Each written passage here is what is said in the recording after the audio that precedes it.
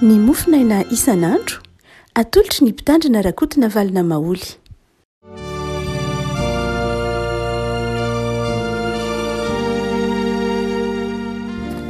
fa miarabantsika ry afaka malalatra hatra ity tarata fahasivy amby roapolo volana martsa ity ny mofinaina voalahatra hoantsika anio dia ny tesalonianina faharoa taratasy nosoratan'i Paoly ho an'ny tesalonianina faharoa toko voalohany andininy fahatelo ka hatramin'ny andininy faharoa ambin'ny folo. Fakitsika amin'ny anaran'i Jesosy. Tsy maintsy misaotra an'Andriamanitra mandrakariva izahay noho ny aminareo raha lafa mahamendrika izany, satria mitombo fatratra ny finoanareo ary be ny fifankatiavanareo rehetra. Ka reharehan'ny tenanay ianareo eny amin'ny fiangonan'Andriamanitra noho ny faharetanareo sy ny finoanareo amin'ny fanenjehana rehetra izay manjoanareo sy ny fahoriana izay hiaretanareo.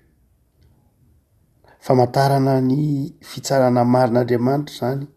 mba atao mendrika ny fanjakan'Andriamanitra ianareo sady izany koa no hiaretanareo.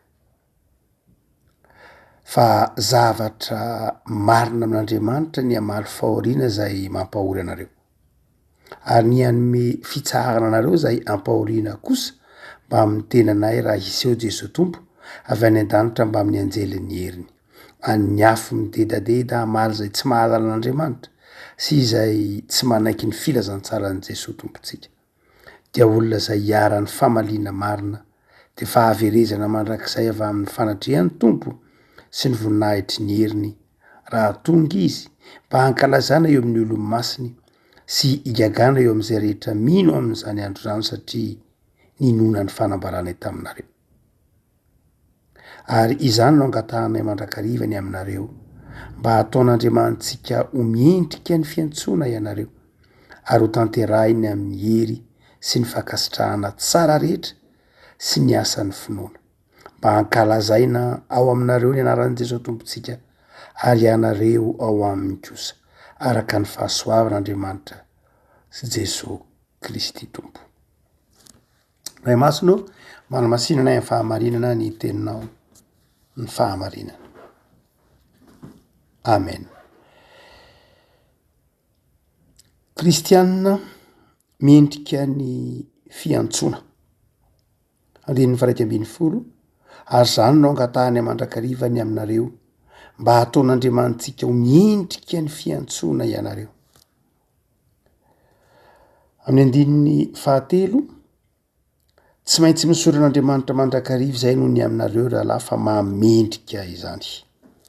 Firimberina eo amin'ity ampahan'ny toko voalohany izay mofinaina antsika ity rehefa ko malala ny hoe fahamendrehana, mendrika. Ary dia asehon'ny apôstôly Paoly fa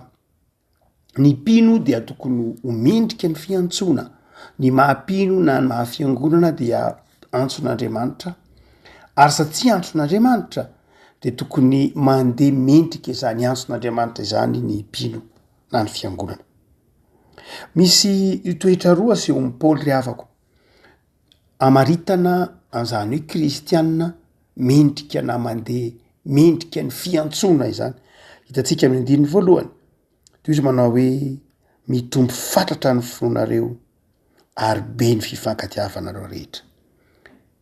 Marodrefy izay ahafantarana ny mpino ho mandeha mendrika ny fiantsoana dia izy mitombo finoana ary izy koa mitombo amin'ny fifankatiavana. Mitombo finoana sy mitombo amin'ny fifankatiavana.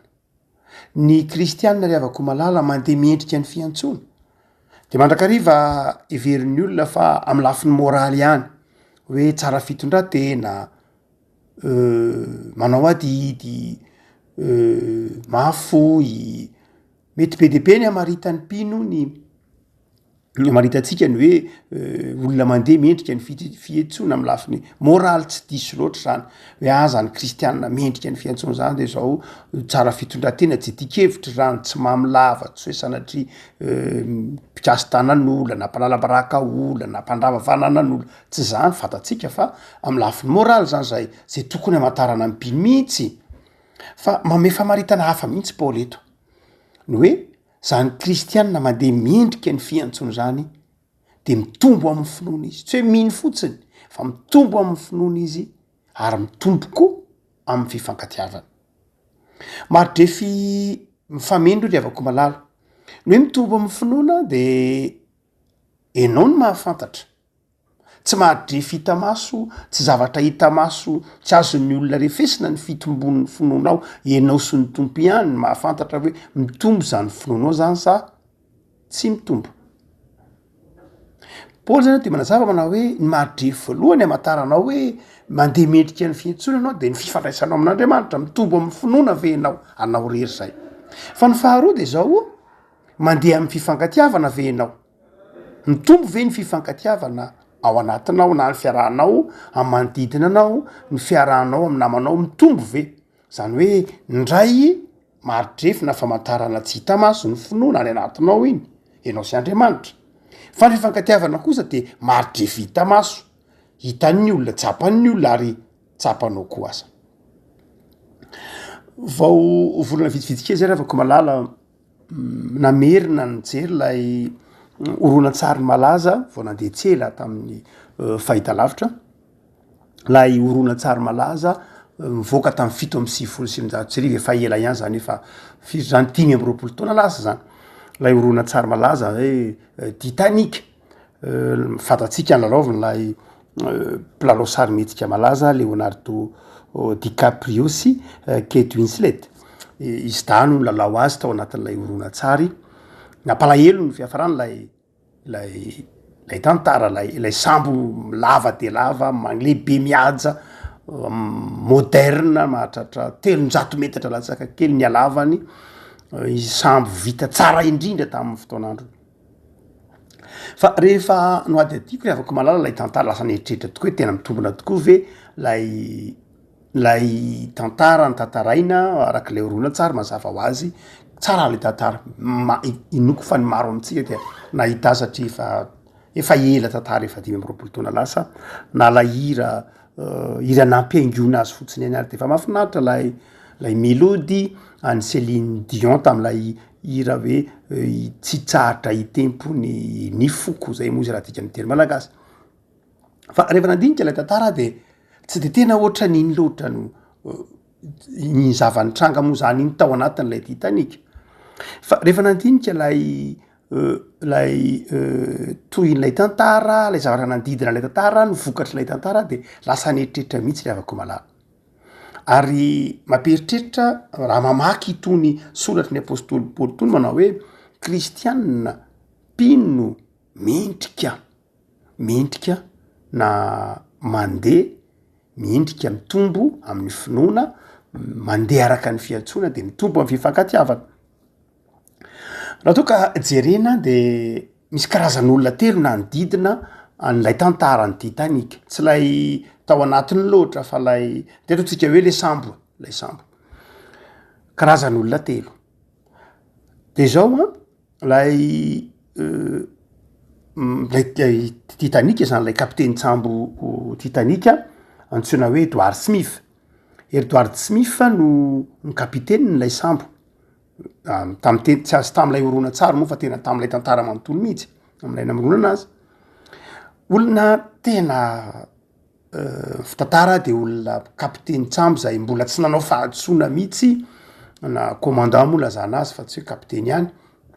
mbola tsy nanao commandant de bord mbola tsy nanao fahadisoana mihitsy isan'ny olona naranitra na indrindra tamin'ny fotoanandrony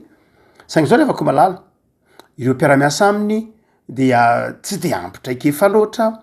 tsy de tena nanana traikefa loatra ary tsy niomana akory aza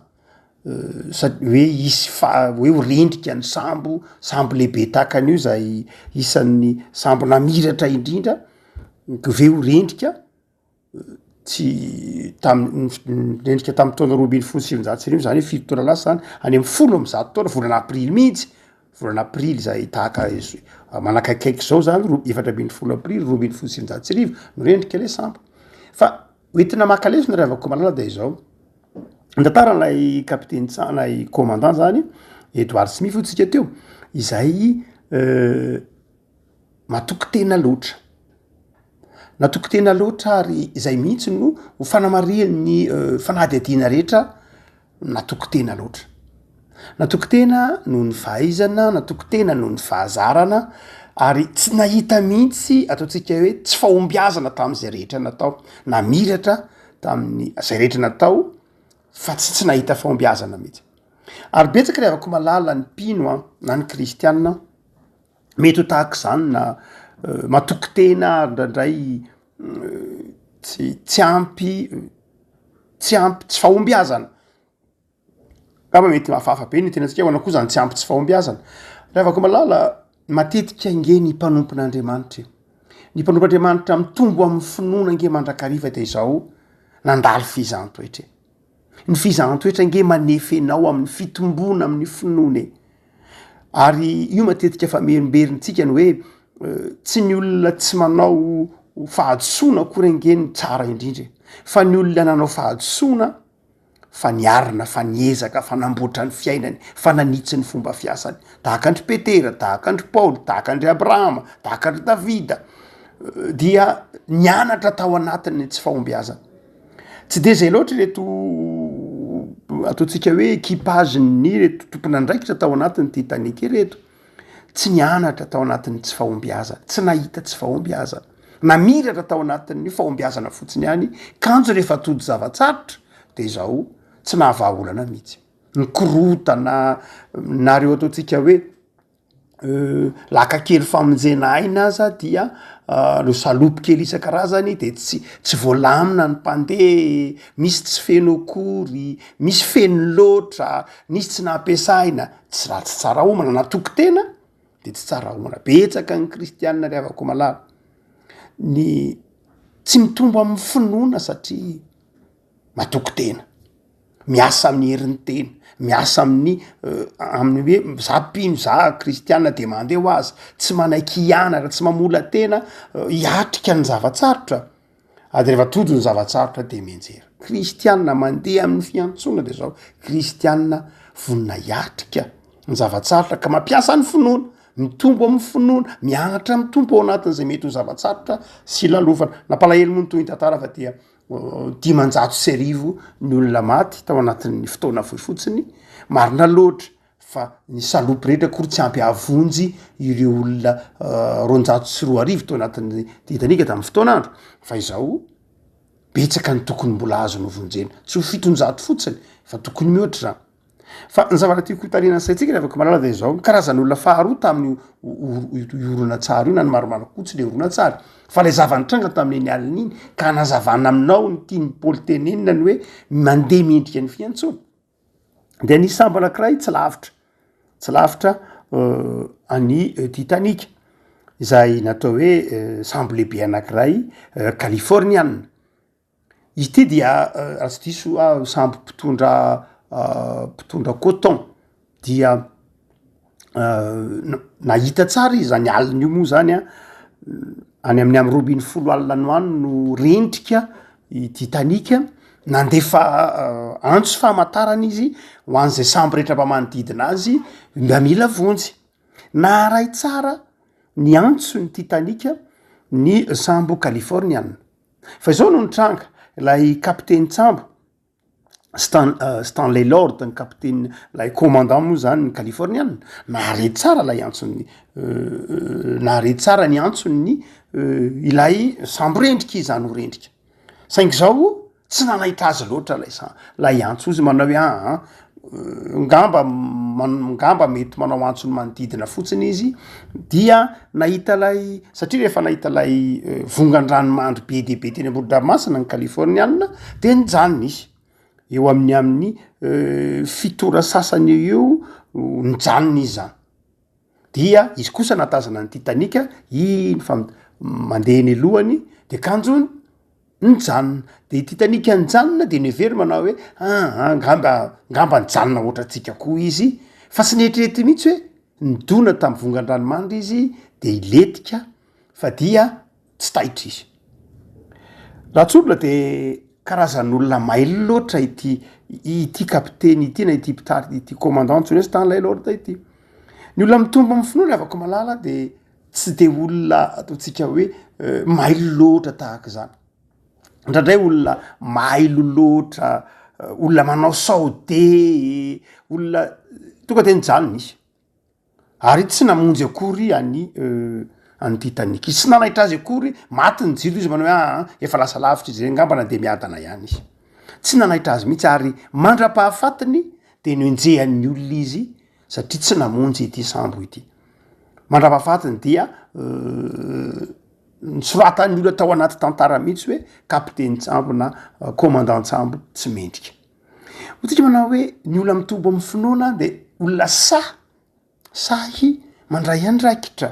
ny olona mitombo amin'ny finoana de tsy hoe olona matokony sady tsy matokony tenany izy fa nefa koa tsy olona kanosa tsy olona mpanao saode isaky ny manao zavatra hoe ka saode zao olona mailo loatra ndraindray ary ny fahamailona loatra de midika tahotra midika tsy fahasahina midika tsy fandraisana ndraikitra midikatra fahalainana Paoly ry avako de manazava fa zany olona mitombo amin'ny finoana zany de olona sa mandray andraikitra izy satria matoky an'Andriamanitra olona tsy matoky ny tenany izy olona tsy matoky tena tsy mirehareha amin'ny fahaizana mampahalalana nefa koa olona tsy kanosa tsy olona mihidy na mieritreritra manao hoe zio veo vita zao veo azo atao olona mikatona ho amin'ny tena samyrery tsy zany ny olona mitombo amin'ny finoana fa ny faran'izay anairako ry avako raha nijerylay tantara dia nisy anankiray sambo ny fanila tamin'ny Titanic teo Karpatiany anarany sambo lehibe anankiray eo amin'ny 20 metatra ny halavany kely lavitra no Titanic izy Arthur Rostron ny anaran'lay commandant lay sambo isan'ny mahay isan'ny avanana isan'ny commandant sambo nalaza tamin'ny fotoanandro Arthur fa zao ry avako malala amin'ny tantara de zao amin'ny 12 sasany eo de naharay ny antsoantson'ny Titanic i Arthur ny sambo Karpatia izy de mifanohitra amin'ny lalan'ny Titanic ny lalany saingy zao vao naheno lay antso izy amin'ny 12 sasany eo de niverina izy hoy ny archive ary raha vantany vao niverina izy de niatsony ireo ataotsika hoe radio télégraphiste zany de natsony zany ny technician ny radioany de nimetraha fanontaniana manao hoe amarino io antso fa tonga dia iverinitsika zao ary avy hatrany dia niverina izy namonjy any Titanic ary eny an-dalana izy de efa nanao ny fandaminana rehetra ny dokotera tao aminy telo tao aminy nisy dokotera anglisy tao nisy dokotera italiana tao nisy dokotera hongrois tao de efa naparitany hoe ianao any amin'ny klasy voalohany ianao any amin'ny klasy faharoa ianao any amin'ny klasy fahatelo dia efa nalaminy daholo ny zavatra rehetra mandrapatonga tany amin'ny Titanic efa namboarina ny tranomboky ahafahana mandray ireo traboina namboarina ny kabinina isan-karazany ahafahana mandray ny traboina ary hoy ny fitantaran'lay mpanampy azy ao anatin'ny archive James Bisset nanao hoe ny zavatra nanaitra indrindra tamin'ity kapiteny Karpatia ty tamin'ny Arthur Rostron de zao nivavaka izy ary rehefa nandeha zay hoy ny tantaran'ny James Bisset de zao rehefa nandeha zay ozy ny tarihiny ity commandant ty de zao afaka adiny romonja satria niveriny lalana zareo zany amin'ny Ranomasina Atlantika iny amonjy ny Titanic dia afaka adiny roa de nahita zay manomboka nahita vongan-dranomandry eny amin'ny ranomasina de iny nataony ilay kapiteny lay commandant zany i Arthur io nampitombony ny isan'ny mahatoloha mpitily de ny vongan-dranomandry reny tsy nahenany mihitsy ny hafanganam-pandehany tsy nahenany ny hafanganam-pandehany satria andeha amonjy olona izy andeha amonjy sambo vaky izy tsy nahenany ny hafanganam-pandehany fa zao nampitombony ny mpitily hoe samy mijery ny vongan-dranomandry isika fa maika ny asa de nizakazaka izy nandeha mafy ny sambo fitantaran'le ilay nanoratra zany dia nahatratra 5 teo eo izy no hitanay 4 na 5 ny vongan-dranomandry hitanay mandrapatonga tao amin'ny Titanic amin'ny 4 teo eo zay ny tonga amin'ny Titanic zany hoe nandeha teo amin'ny adiny 3 teo eo zany izy fa nahavonjy ny Titanic tonga teo zay ozy dia avy hatrany de namonjy ny olona avy atrany de namonjy ny olona fitonjato eo ny olona zay novonjeny ity mahery no novonjeny ty sambatsony hoe Karpathia ty. Fa akory ny agaganay ozy fa rehefa maraina ny andro mazava ny andro ay feny vongana ranomandry ny ranomasina. Iza ozy ny aro anay de zao ny vavaka nataon'lay commandant Arthur. Re afaka malala ny tiana tenenina de zao am'zany tantara izany, am'zany lesona izany, zava-dehibe ny fahaizana, zava-dehibe ny traikefa, fa ny vavaka sy ny fitiavanamana de manokatra lalana ao anao. Be dehibe ny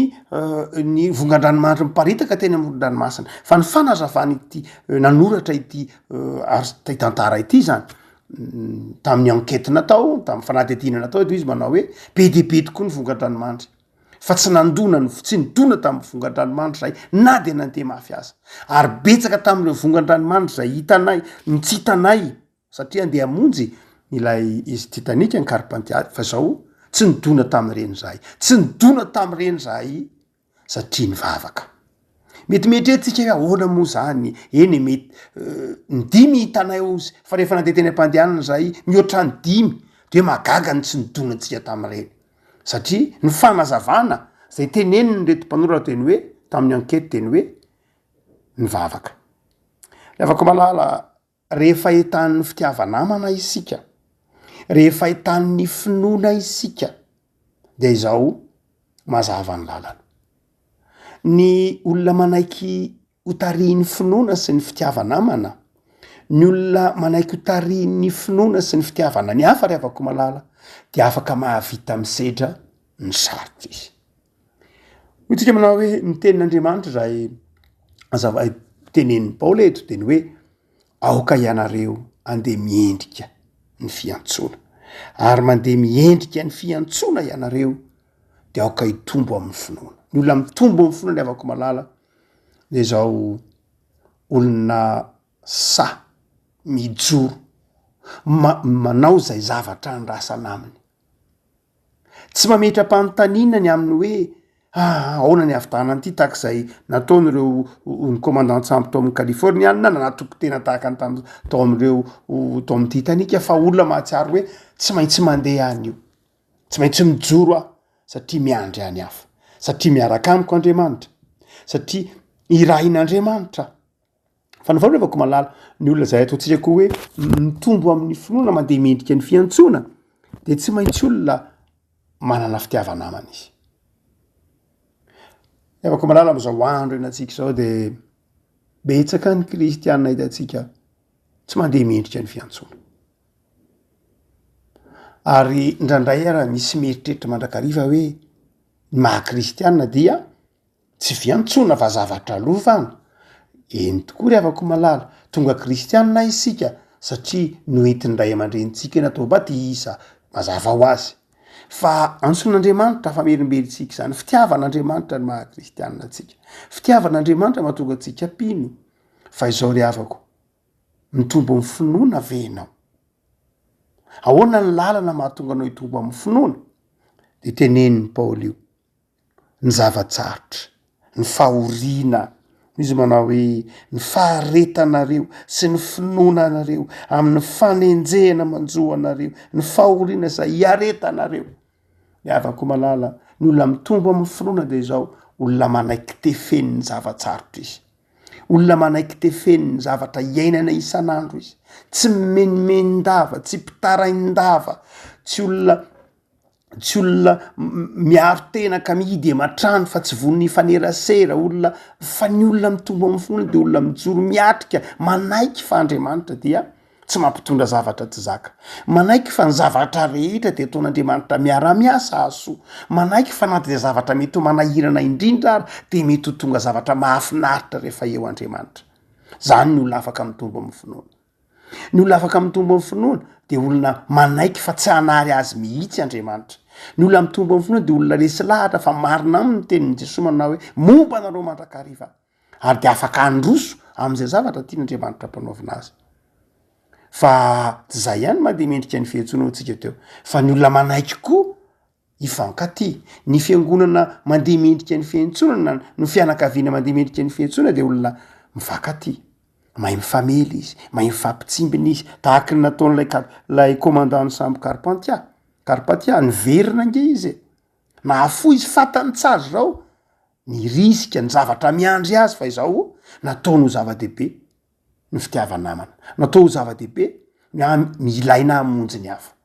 afaka malala manahoana ny fiombonana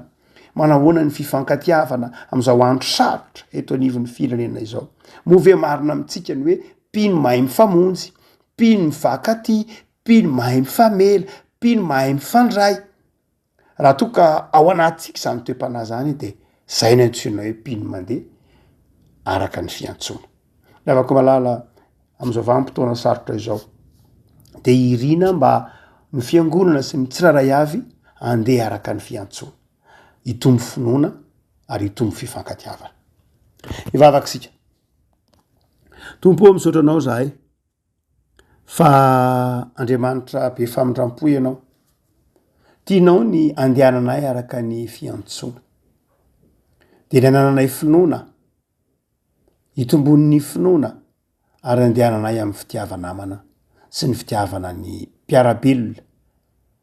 ary indrindra aza ny mpiara-mivavaka